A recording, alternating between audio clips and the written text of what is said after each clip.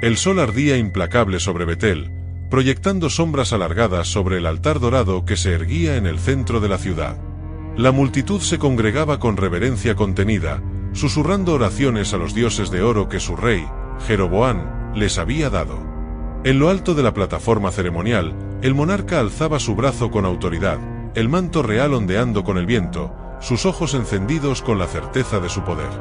Aquella era su obra maestra, una nueva religión para un reino recién nacido, una fe construida con sus propias manos. El incienso se elevaba en espirales lentas, llenando el aire con un aroma pesado y casi hipnótico. Pero entonces, algo rompió la armonía de la ceremonia. Un hombre, cubierto con un manto polvoriento, emergió entre la multitud como una sombra inesperada. No tenía insignias, ni escolta, ni riquezas, y aún así, al hablar, su voz resonó con una fuerza que no parecía de este mundo. El profeta no pidió permiso ni mostró reverencia. Con una mirada firme y sin temor, extendió su brazo y señaló el altar. El murmullo de la gente se apagó, atrapado por el filo de sus palabras. Su declaración era una sentencia, un juicio inexorable. Mencionó un nombre que aún no había nacido, un rey que vendría del linaje de David y que destruiría aquel altar junto con todos los sacerdotes que se arrodillaban ante ídolos de metal. La multitud sintió un escalofrío recorriendo su piel, pero nadie se atrevió a interrumpirlo. Jeroboam, sin embargo, sintió hervir la sangre en sus venas. Aquella interrupción era un insulto, un desafío directo a su reinado y a su visión. Con un gesto rápido, levantó su brazo y señaló al profeta, su voz estallando en un mandato de hierro.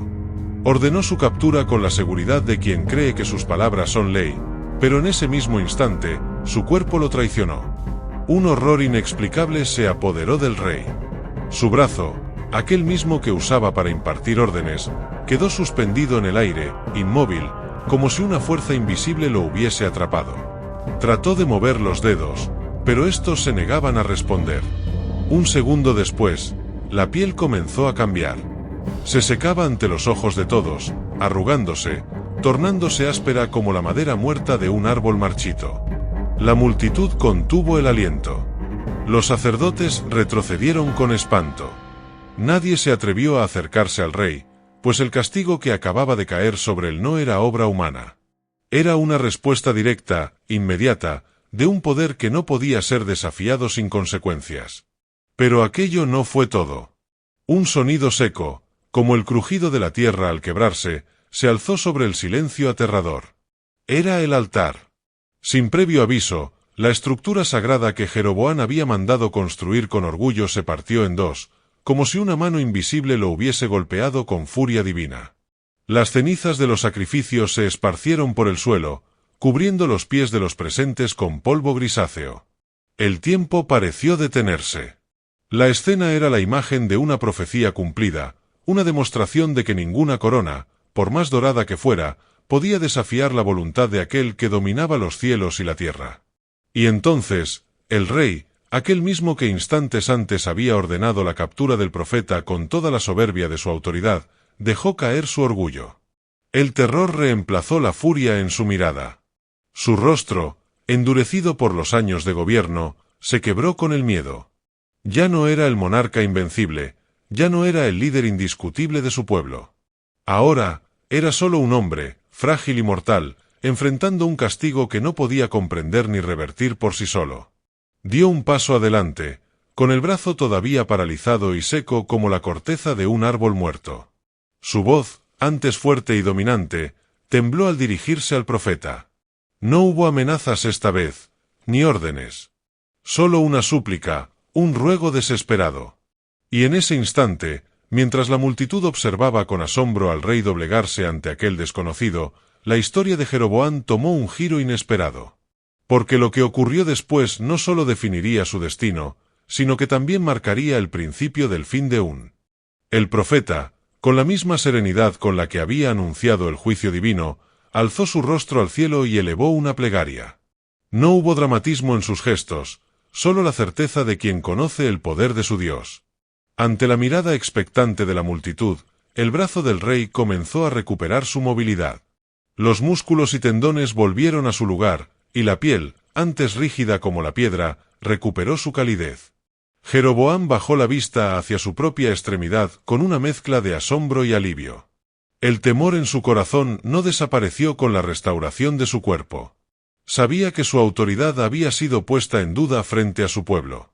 Sin embargo, en un intento de recuperar el control de la situación, ordenó que el profeta fuera conducido al palacio, ofreciéndole hospitalidad y recompensas por su intervención. El enviado de Dios, sin vacilar, rechazó la invitación. Sus órdenes habían sido claras: no debía comer pan ni beber agua en aquella tierra, ni regresar por el mismo camino por el que había llegado. Sin esperar más, se dio la vuelta y emprendió el regreso por una ruta diferente, dejando atrás el altar destrozado y a un rey cuya soberbia había sido quebrantada. El pueblo, aún conmocionado, comenzó a murmurar entre sí. Algunos temían la ira de Dios, otros se preguntaban si Jeroboam cambiaría sus caminos. Pero en los ojos del monarca persistía la obstinación. Aunque había sido humillado, su ambición no se había apagado. Mientras el profeta avanzaba por senderos desconocidos, un anciano que habitaba en la región escuchó la noticia. Era un hombre que alguna vez había sido portavoz de lo divino, pero que con el tiempo había caído en la comodidad del olvido. Intrigado por lo sucedido, ordenó a sus hijos que prepararan su asno y partió en busca del enigmático mensajero. El destino de ambos estaba a punto de cruzarse, marcando el inicio de un desenlace que nadie en Betel habría podido prever. El anciano, guiado por la curiosidad y un impulso que no terminaba de comprender, avanzó por el camino hasta alcanzar al profeta. Lo encontró descansando bajo la sombra de un árbol, con la expresión serena de quien ha cumplido su deber. Sin demora, el anciano le ofreció su hospitalidad, invitándolo a su hogar para compartir pan y agua. Sin embargo, el profeta reiteró las órdenes que había recibido: no debía comer ni beber en aquella tierra ni regresar por el mismo camino. El anciano, consciente del mandato divino, decidió recurrir a un ardid. Aseguró haber recibido un mensaje celestial, en el cual se le indicaba que debía llevar al profeta a su casa. Sus palabras, revestidas de autoridad y experiencia, sembraron duda en el viajero. Tras un breve titubeo, el profeta accedió y siguió al anciano hasta su morada. En la casa, la mesa fue dispuesta con pan y agua. El profeta, confiado en la veracidad del anciano, quebrantó el mandato que le había sido dado y comió. Fue en ese momento cuando la verdad se manifestó. El mismo anciano, ahora convertido en instrumento del juicio divino, anunció la consecuencia del acto. El profeta no regresaría a su tierra, pues su desobediencia había sellado su destino. Finalizada la comida, el viajero emprendió nuevamente su camino. Sin embargo, en medio del trayecto, un león emergió de entre los matorrales y lo atacó, arrebatándole la vida. Su cuerpo quedó tendido en el camino, mientras el asno permanecía inmóvil junto a él, sin mostrar señales de temor. El león, en lugar de devorar la presa o atacar a la bestia de carga, se mantuvo erguido, como si custodiara el cuerpo del profeta.